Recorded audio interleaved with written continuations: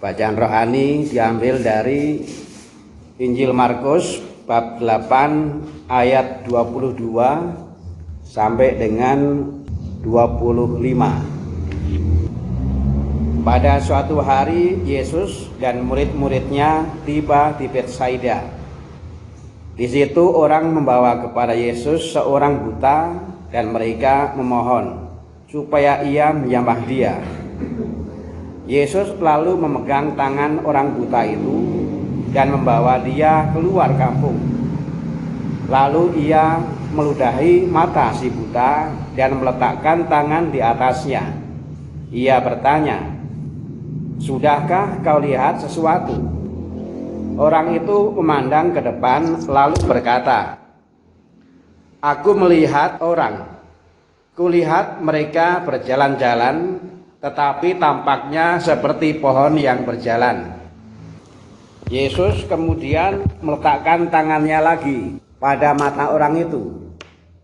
Maka orang itu sungguh-sungguh melihat dan telah sembuh, sehingga ia dapat melihat segala sesuatu dengan jelas. Demikian bacaan rohani sore hari ini. Selamat sore para legioner yang terkasih. Saya ingat lagu anak-anak.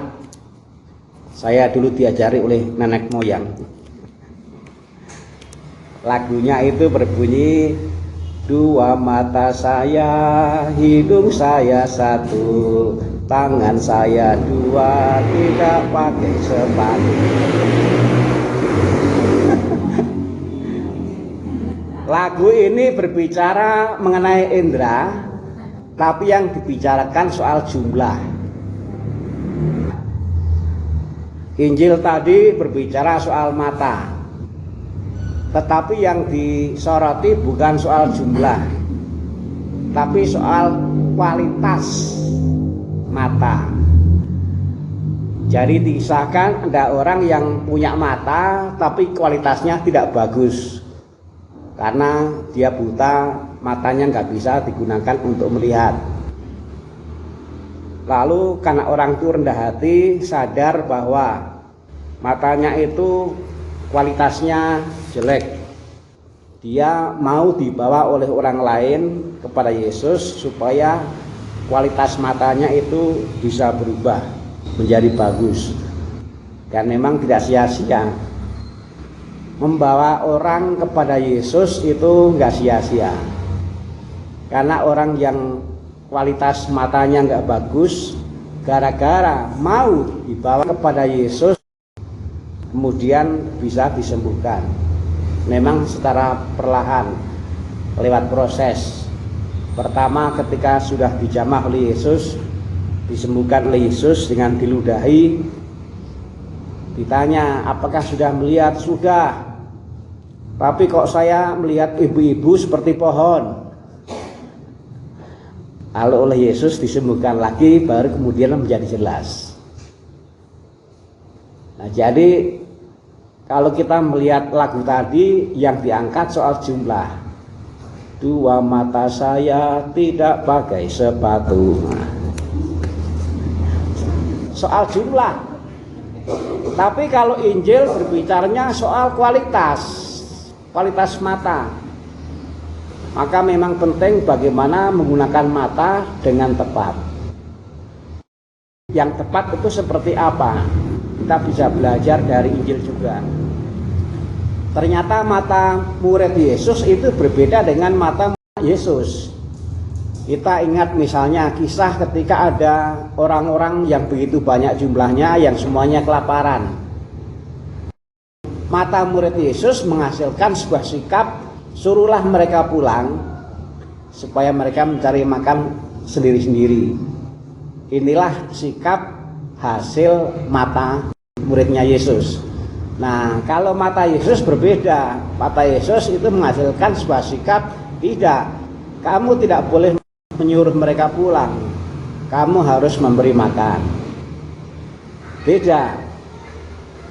Ketika Yesus melihat ada orang yang berdosa, Matius, orang Lewi, pemungut cukai, Mata orang Farisi itu berbeda dengan mata Yesus. Mata orang Farisi kemudian menghasilkan sebuah sikap. Orang berdosa kok disamperi. Orang berdosa kok didatangi. Makan di situ lagi. Kan dengan makan di bawah ini. Nah, inilah mata orang Farisi. Tapi kalau mata Yesus berbeda. Mata Yesus menghasilkan sebuah sikap. Dan sikap itu terungkap dalam sebuah tindakan. Matius, berdirilah dan ikutlah aku. Nah, begitu juga ketika melihat Sakius.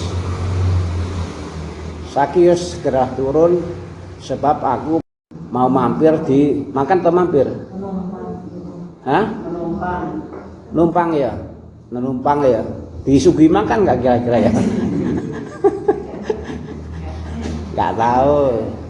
Lalu kemudian di Taman Getsemani, kalau kita ingat, ketika Yesus mau ditangkap oleh para serdadu, yang dilakukan Petrus, ingat, dia menghunus pedang, lalu menyabetkan ke salah satu telinga serdadu.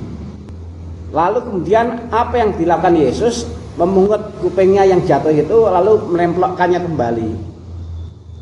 Perbuatannya berbeda. Nah, jadi yang harus kita sadari adalah mata Yesus itu sungguh berbeda, sungguh lain dari yang lain. Yesus ada di dunia tetapi tidak dari dunia ini. Cara melihatnya itu lain. Maka yang jadi tantangan kita, karena kita adalah murid Yesus, mari menggunakan mata secara bermutu.